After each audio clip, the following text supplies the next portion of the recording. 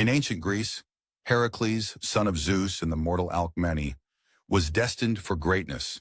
His immense strength and heroic nature made him one of the most legendary figures in Greek mythology. From a young age, he demonstrated abilities that no other mortal could match. As a child, he displayed his incredible power by strangling two serpents sent by the jealous goddess Hera. Hera, enraged by Zeus's infidelity, cursed Heracles and caused him to suffer throughout his life. This would be the beginning of a long and tragic journey filled with trials and suffering. Despite his heroic actions, Hera's wrath never ceased. In one of her cruelest acts, she caused Heracles to lose control of his mind. In a fit of madness, he killed his wife, Megara, and their children. Overcome with grief and horror at what he had done, Heracles sought redemption for his sins. He visited the oracle of Delphi, hoping for guidance. The oracle instructed him to serve King Eurystheus of Mycenae and complete 12 labors as penance for his actions. These 12 labors were seemingly impossible tasks, designed to test not only his strength, but also his perseverance and courage. The first task was to slay the Nemean lion, a beast whose skin could not be pierced by any weapon. Heracles, using only his bare hands, strangled the lion to death and wore its skin as a cloak, which became his signature armor.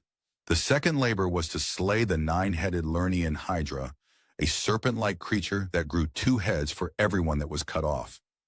With the help of his nephew Iolaus, Heracles managed to cauterize the stumps of the Hydra's heads, preventing them from regenerating, and eventually killed the beast. The third labor was to capture the Ceryneian hind, a swift and sacred deer.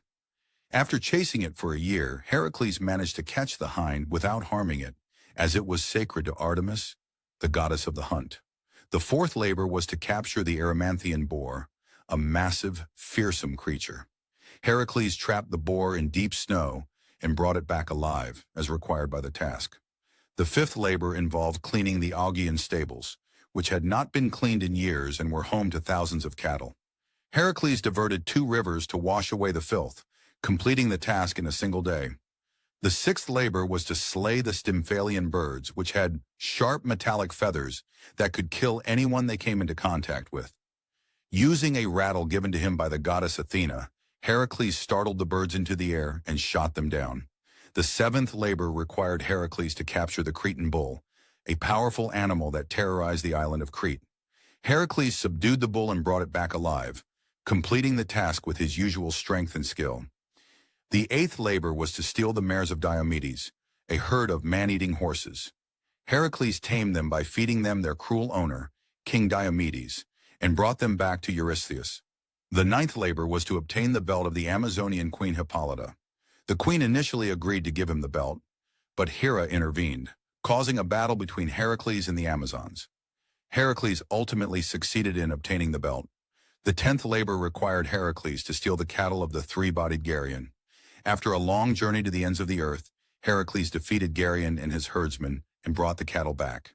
The 11th labor was to retrieve the golden apples of the Hesperides, which were guarded by a dragon. With the help of the Titan Atlas, who held the heavens on his shoulders, Heracles was able to retrieve the apples. The 12th and final labor was perhaps the most dangerous, capturing Cerberus, the 3-headed dog that guarded the gates of the underworld. Heracles journeyed to the realm of the dead, subdued Cerberus without using any weapons, and brought the beast to the surface. Having completed these 12 labors, Heracles sought peace and hoped for a quiet life. He married Deianira, a woman he loved dearly. However, tragedy struck once again. Deianira, fearing that Heracles might be unfaithful to her, gave him a tunic soaked in the blood of the centaur Nessus.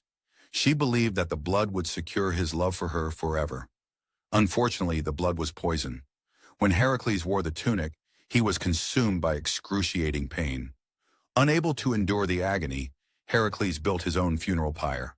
As the flames consumed him, his mortal body perished, but his spirit ascended to Mount Olympus, where he was granted immortality.